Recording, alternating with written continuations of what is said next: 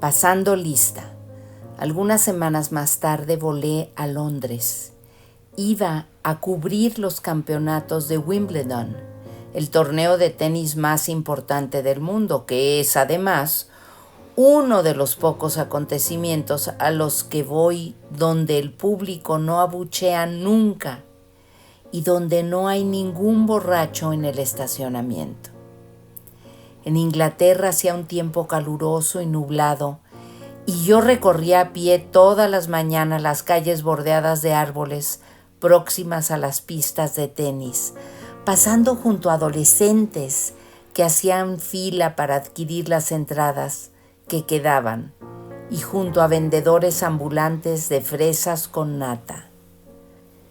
Delante de la puerta había un puesto de periódicos donde se vendían media docena de periódicos a todo color de la prensa amarilla británica, donde se veían fotos de mujeres con los pechos desnudos, fotos de la familia real británica tomadas por paparazzis, horóscopos, información deportiva, sorteos y alguna que otra noticia propiamente dicha.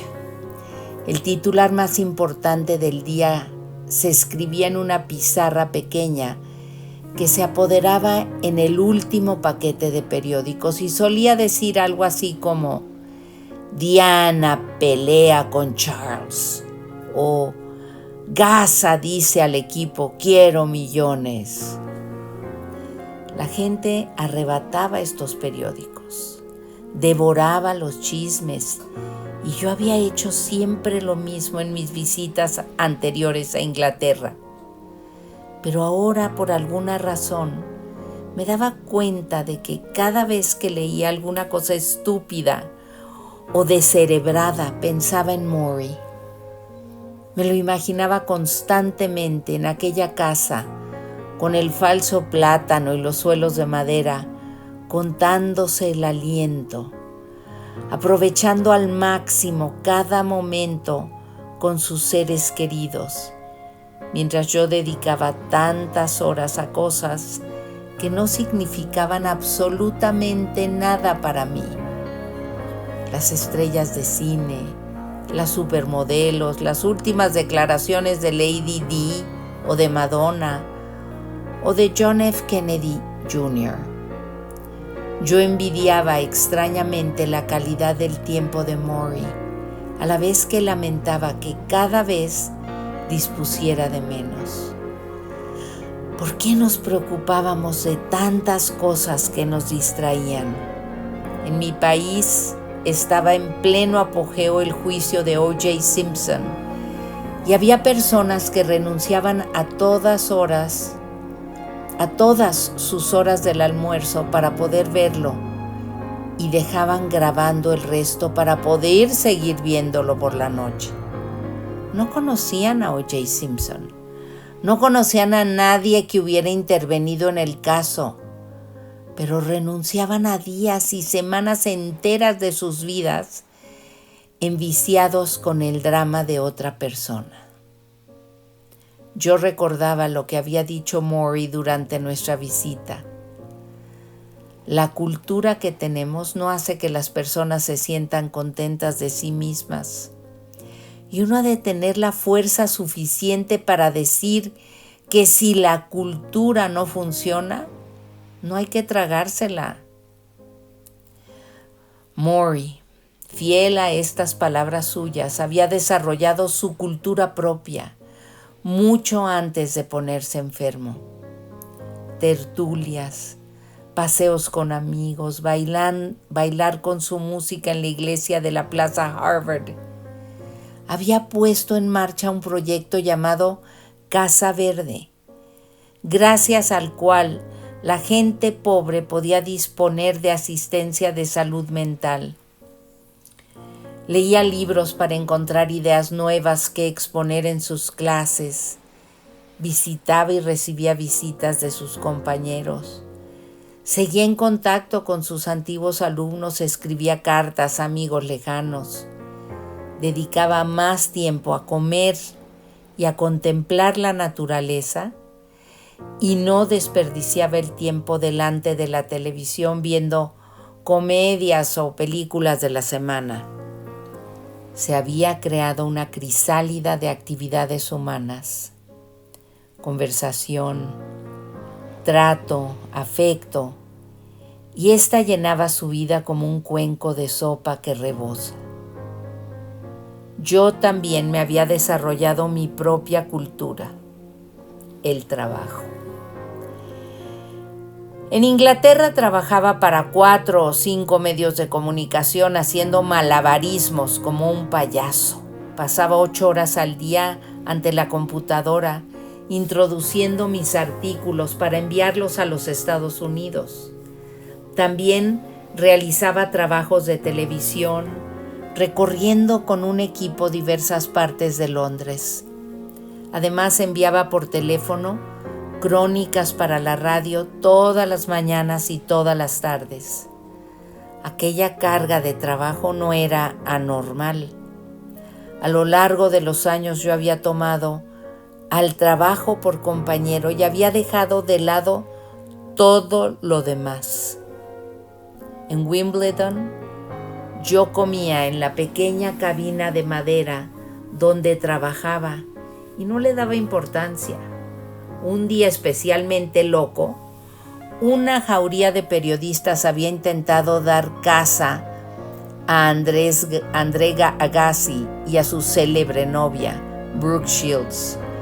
Y a mí me había tirado al suelo de un empujón un fotógrafo británico que apenas murmuró «perdón», mientras seguía adelante apresuradamente con sus objetivos fotográficos enormes de metal colgados del cuello.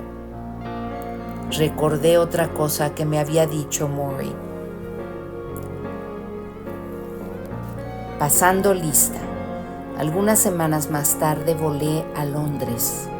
Iba a cubrir los campeonatos de Wimbledon, el torneo de tenis más importante del mundo, que es además uno de los pocos acontecimientos a los que voy donde el público no abuchea nunca y donde no hay ningún borracho en el estacionamiento. En Inglaterra hacía un tiempo caluroso y nublado y yo recorría a pie todas las mañanas las calles bordeadas de árboles próximas a las pistas de tenis, pasando junto a adolescentes que hacían fila para adquirir las entradas que quedaban y junto a vendedores ambulantes de fresas con nata.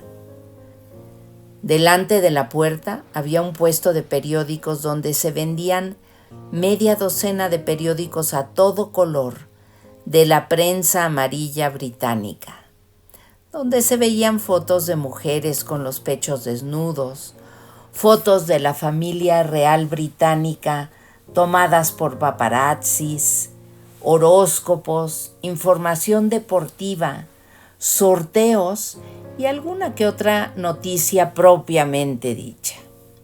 El titular más importante del día se escribía en una pizarra pequeña que se apoderaba en el último paquete de periódicos y solía decir algo así como «Diana pelea con Charles» o «Gaza dice al equipo, quiero millones». La gente arrebataba estos periódicos, devoraba los chismes, y yo había hecho siempre lo mismo en mis visitas anteriores a Inglaterra. Pero ahora, por alguna razón, me daba cuenta de que cada vez que leía alguna cosa estúpida o descerebrada, pensaba en Maury.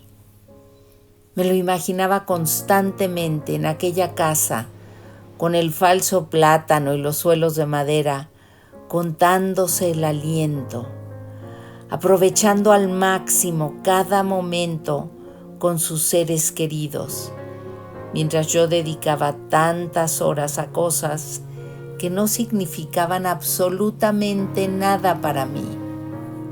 Las estrellas de cine, las supermodelos, las últimas declaraciones de Lady Di o de Madonna o de John F. Kennedy Jr. Yo envidiaba extrañamente la calidad del tiempo de Maury, a la vez que lamentaba que cada vez dispusiera de menos. ¿Por qué nos preocupábamos de tantas cosas que nos distraían? En mi país estaba en pleno apogeo el juicio de O.J. Simpson y había personas que renunciaban a todas sus horas del almuerzo para poder verlo y dejaban grabando el resto para poder seguir viéndolo por la noche. No conocían a O.J. Simpson, no conocían a nadie que hubiera intervenido en el caso, pero renunciaban a días y semanas enteras de sus vidas enviciados con el drama de otra persona. Yo recordaba lo que había dicho Maury durante nuestra visita. La cultura que tenemos no hace que las personas se sientan contentas de sí mismas. Y uno ha de tener la fuerza suficiente para decir que si la cultura no funciona, no hay que tragársela. Maury, fiel a estas palabras suyas, había desarrollado su cultura propia mucho antes de ponerse enfermo. Tertulias, paseos con amigos, bailar con su música en la iglesia de la Plaza Harvard. Había puesto en marcha un proyecto llamado Casa Verde, gracias al cual la gente pobre podía disponer de asistencia de salud mental. Leía libros para encontrar ideas nuevas que exponer en sus clases. Visitaba y recibía visitas de sus compañeros. Seguía en contacto con sus antiguos alumnos, escribía cartas a amigos lejanos. Dedicaba más tiempo a comer y a contemplar la naturaleza y no desperdiciaba el tiempo delante de la televisión viendo comedias o películas de la semana. Se había creado una crisálida de actividades humanas, conversación, trato, afecto, y ésta llenaba su vida como un cuenco de sopa que rebosa. Yo también me había desarrollado mi propia cultura, el trabajo. En Inglaterra trabajaba para 4 o 5 medios de comunicación haciendo malabarismos como un payaso. Pasaba 8 horas al día ante la computadora, introduciendo mis artículos para enviarlos a los Estados Unidos. También realizaba trabajos de televisión, recorriendo con un equipo diversas partes de Londres. Además enviaba por teléfono crónicas para la radio todas las mañanas y todas las tardes. Aquella carga de trabajo no era anormal. A lo largo de los años yo había tomado al trabajo por compañero y había dejado de lado todo lo demás. En Wimbledon, yo comía en la pequeña cabina de madera donde trabajaba y no le daba importancia. Un día especialmente loco, una jauría de periodistas había intentado dar caza a André Agassi y a su célebre novia, Brooke Shields. Y a mí me había tirado al suelo de un empujón un fotógrafo británico que apenas murmuró «perdón», mientras seguía adelante apresuradamente con sus objetivos fotográficos enormes de metal colgados del cuello. Recordé otra cosa que me había dicho Maury. En mi segundo año de universidad, me matriculo además en otras 2 asignaturas suyas. Fuera del aula nos reunimos de vez en cuando simplemente para platicar.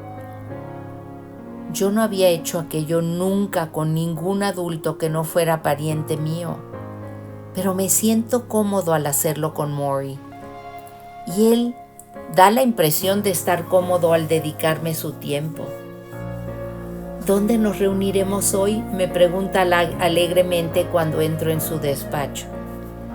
En primavera nos sentamos bajo un árbol ante el edificio de sociología y en invierno nos sentamos junto a su escritorio, yo con mis sudaderas grises y mis zapatillas Adidas y Maury con sus zapatos Rockport y sus pantalones de pana. Cada vez que charlamos empieza por escuchar mis divagaciones y a continuación intenta transmitir a mí alguna especie de lección para la vida. Me advierte que el dinero no es lo más importante, contrariamente a la opinión más generalizada en el campus. Me dice que tengo que ser plenamente humano. Habla de la alienación de la juventud y de la necesidad de mantener una conexión con la sociedad que me rodea. Comprendo algunas cosas, otras no me importa. Los debates me sirven de excusa para hablar con él en unas conversaciones paternales que no puedo tener con mi propio padre, al que le gustaría que yo me hiciera abogado. A Maury le repugnan los abogados. ¿Qué quieres hacer cuando salgas de la universidad?, me pregunta. Quiero ser músico, le digo, pianista. ¡Ah, maravilloso!, dice él, pero es una vida dura. Sí, hay muchos buitres. Eso he oído decir. Aún así, si lo deseas de verdad, harás realidad tu sueño, me dice. Siento deseos de abrazarlo, de darle las gracias por haber dicho aquello, pero no soy tan efusivo. En vez de ello me limito a sentir con la cabeza. Apuesto a que tocas el piano con mucho brío, dice él. Yo me río. ¿Con brío? Él me devuelve la risa. Con brío, ¿qué pasa? ¿Ya no se dice así? Con brío.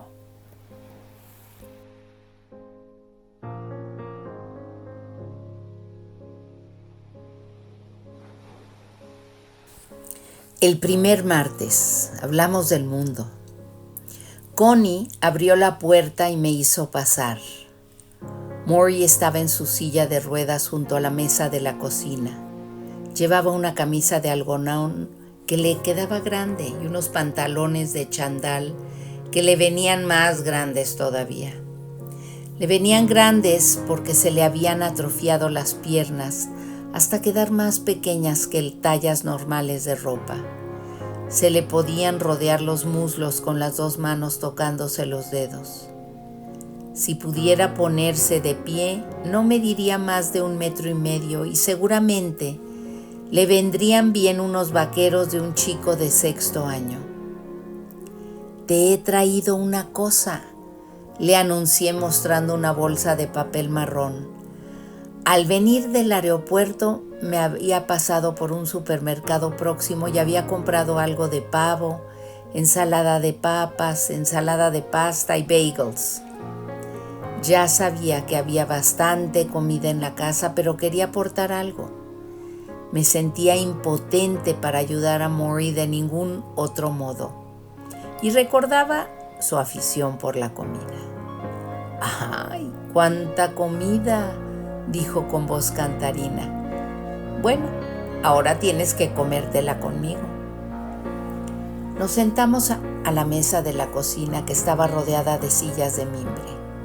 Esta vez, sin necesidad de poner al día 16 años de datos, nos sumergimos rápidamente en las aguas familiares de nuestro antiguo diálogo de la universidad.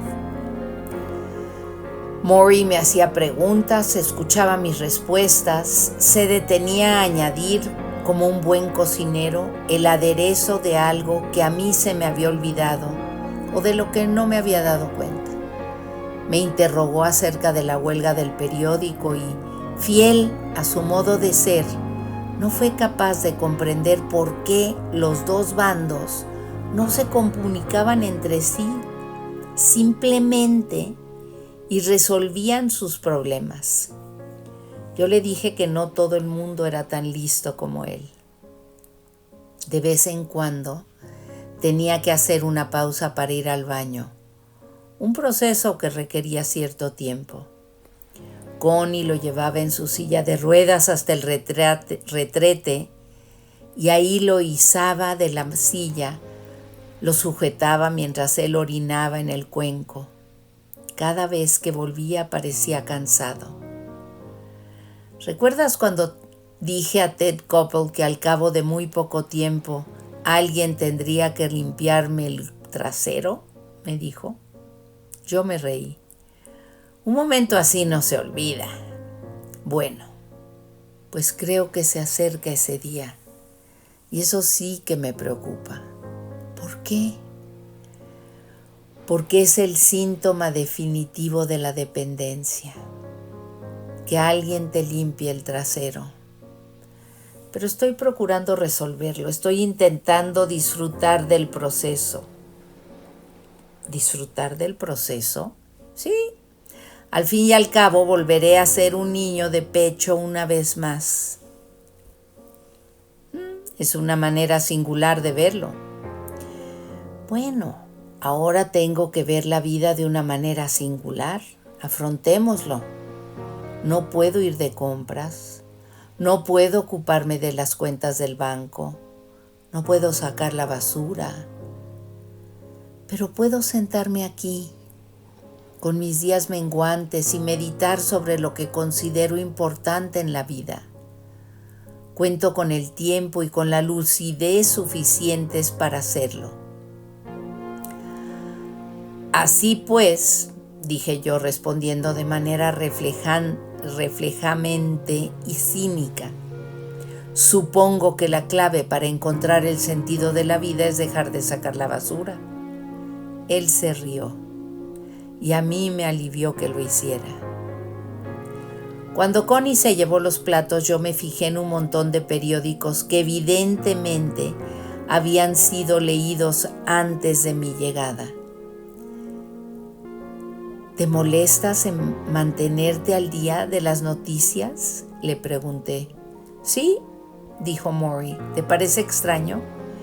¿Crees que como me estoy muriendo no debería importarme lo que pasa en este mundo? Tal vez, suspiró. Quizá tengas razón. Quizá no debiera importarme. Al fin y al cabo no estaré aquí para ver en qué acaba todo. Pero es difícil explicarlo, Mitch.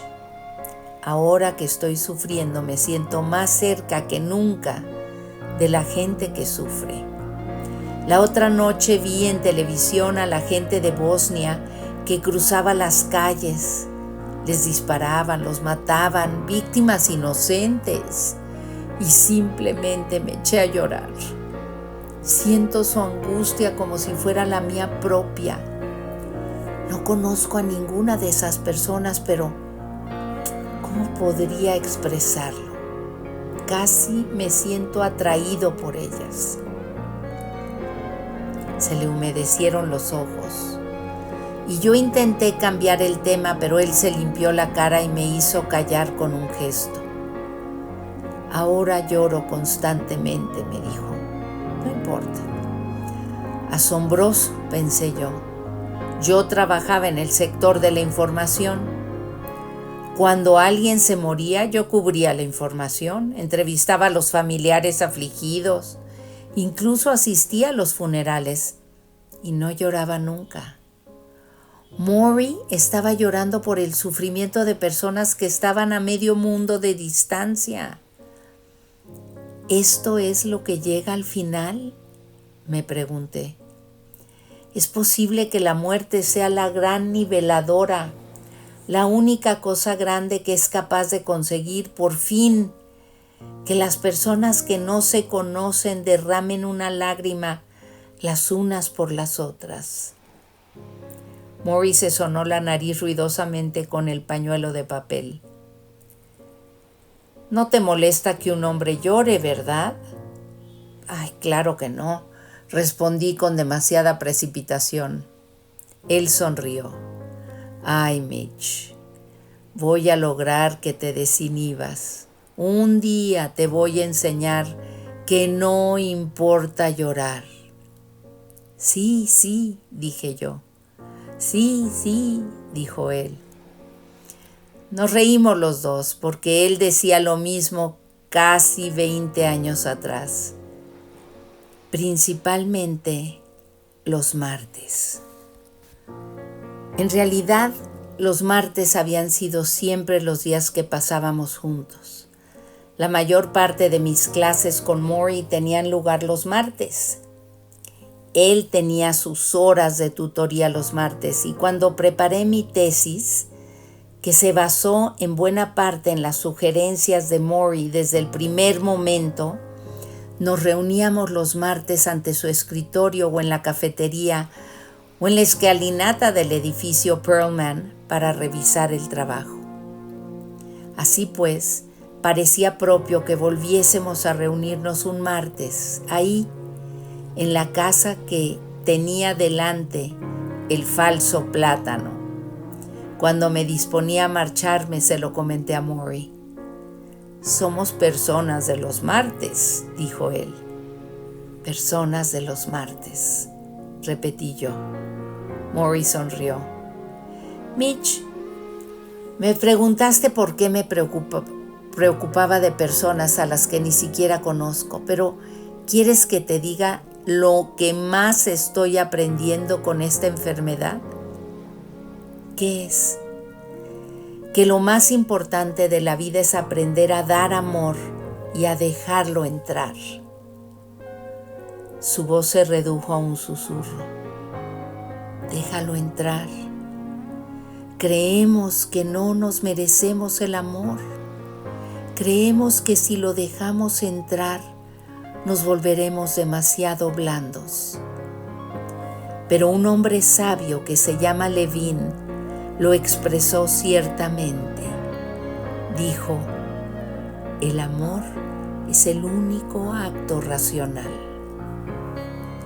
Lo repitió con cuidado, haciendo una pausa para producir mayor efecto.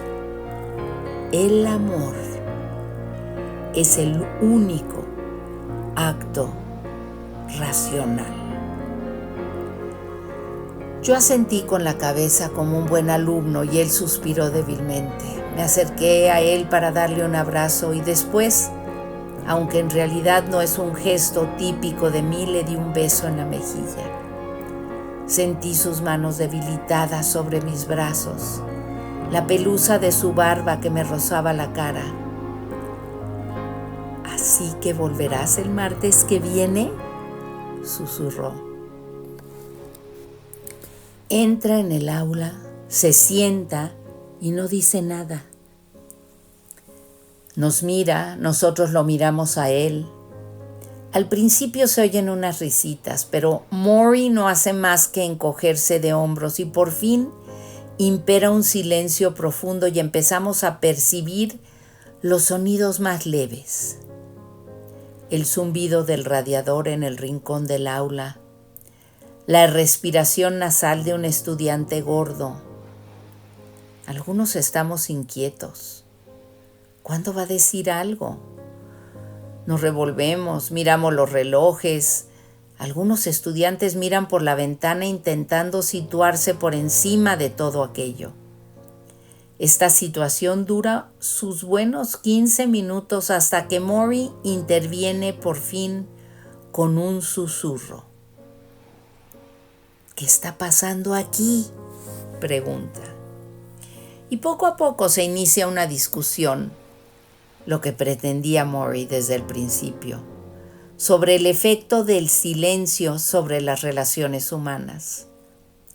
¿Por qué nos incomoda tanto el silencio? ¿Por qué encontramos alivio entre tanto ruido? A mí no me molesta el silencio. A pesar de todo el ruido que hago con mis amigos, sigo sin sentirme cómodo al hablar de mis sentimientos ante los demás, sobre todo ante mis compañeros de clase. Podría pasarme horas enteras sentado en silencio si así lo exigiera el programa de la asignatura. A la salida Maury me detiene. «Hoy no has dicho gran cosa», comenta. No sé, simplemente no tenía nada que añadir. Creo que tienes mucho que añadir. En realidad, Mitch, me recuerdas a un conocido mío al que también le gustaba guardarse las cosas para sí cuando era más joven. ¿Quién era? Yo.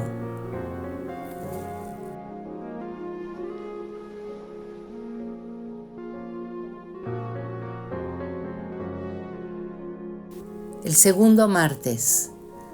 Hablamos del sentido de lástima por uno mismo. Volví el martes siguiente y durante muchos martes sucesivos. Esperaba aquellas visitas más de lo que cabría suponer, teniendo en cuenta que hacía un viaje de 1000 kilómetros en avión para sentarme al lado de un moribundo. Pero cuando visitaba a Maury, me parecía haber dado un salto en el tiempo y yo me apreciaba más a mí mismo cuando estaba ahí. Ya no alquilaba un teléfono móvil para los viajes en auto desde el aeropuerto. «Que esperen», me decía a mí mismo, imitando a Maury. La situación del periódico no había mejorado en Detroit. En realidad se había vuelto cada vez más delirante, con enfrentamientos violentos entre los piquetes y los trabajadores que sustituían a los huelguistas, con detenciones y heridos que quedaban tendidos en la calle ante las camionetas de reparto. En vista de ello, mis visitas a Maury me parecían un baño purificador de amabilidad humana. Hablábamos de la vida y hablábamos del amor. Hablábamos de uno de los temas favoritos de Maury, la compasión, y de por qué nuestra sociedad tenía tanta carencia de ella. Antes de visitarlo por tercera vez, pasé por un supermercado llamado Pan y Circo. Yo había visto bolsas de este supermercado en casa de Maury y me imaginé que le gustaría la comida que vendían ahí. Y me cargué de recipientes de plástico de la sección de comida preparada para llevar, con cosas tales como fideos con verduras, sopa de zanahoria y baklava. Cuando entré en el despacho de Maury, le mostré las bolsas como si acabase de atracar un banco. «¡El hombre de la comida!», grité. Maury puso los ojos en blanco y sonrió. Mientras tanto, yo buscaba indicios del avance de la enfermedad. Los dedos le funcionaban lo suficiente como para que pudiera escribir con lápiz o tomar sus lentes, pero solo era capaz de levantar los brazos hasta poco más arriba del pecho. Pasaba cada vez menos tiempo en la cocina y en el cuarto de estar, y más en su despacho, donde le habían preparado un sillón reclinable grande con almohadas, mantas y bloques de goma espuma cortados a la medida para que apoyara los pies y para sujetarle las piernas consumidas.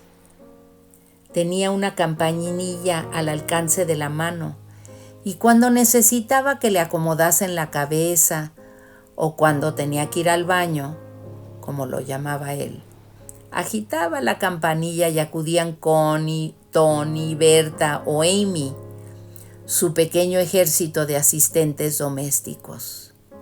No siempre le resultaba fácil levantar la campanilla y cuando no era capaz de hacerla sonar, se sentía frustrado. Pregunté a Maury si sentía lástima de sí mismo. «A veces por la mañana», me dijo, «y entonces cuando me lamento, me toco el cuerpo. Muevo los dedos y las manos, en la medida en que todavía puedo moverlos, y deploro lo que he perdido. Deploro el modo lento e insidioso en que me estoy muriendo. Pero a continuación dejo de lamentarme. Así de fácil. Me permito un buen llanto si lo necesito, pero después me concentro en todas las cosas buenas que me quedan en la vida, en las personas que vienen a verme, en las anécdotas que voy a escuchar, en ti si es martes, porque somos personas de los martes. Sonreí. Personas de los martes. Mitch, esa es toda la autocompasión que me concedo. Una poca cada mañana, algunas lágrimas y eso es todo. Pensé en todas las personas que yo conocía, que se pasaban muchas horas del día sintiendo lástima de sí mismas. Qué útil sería establecer un límite diario a la autocompasión. Unos pocos minutos lacrimosos y después a seguir adelante con la jornada. Y si Maury era capaz de hacerlo con la enfermedad tan horrible que padecía, solo es horrible si lo consideras así, dijo Maury. Es horrible ver que mi cuerpo se va consumiendo lentamente hasta quedarse en nada, pero también es maravilloso por todo el tiempo de que dispongo para despedirme. No todos tienen tanta suerte, añadió con una sonrisa. Yo lo contemplé en su sillón, incapaz de ponerse de pie, de lavarse, de ponerse los pantalones. ¿Suerte? ¿De verdad había dicho suerte?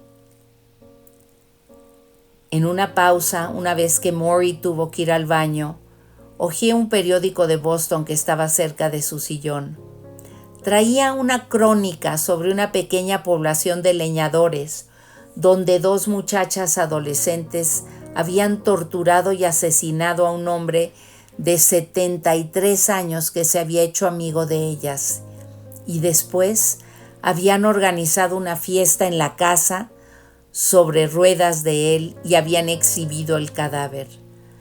Había otra crónica que hablaba del próximo juicio de un hombre heterosexual que había matado a un hombre gay después de que éste apareciera en un programa de entrevistas de televisión y dijera que estaba loco por él.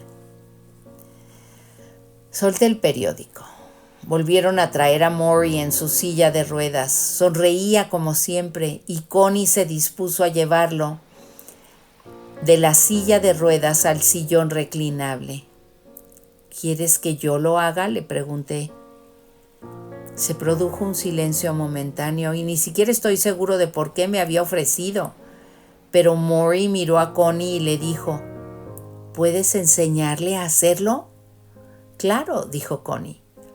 Siguiendo sus instrucciones me incliné sobre él, uní las manos pasando los antebrazos bajo las axilas de Maury y lo hice pivotear hacia mí como si estuviera levantando un tronco grande.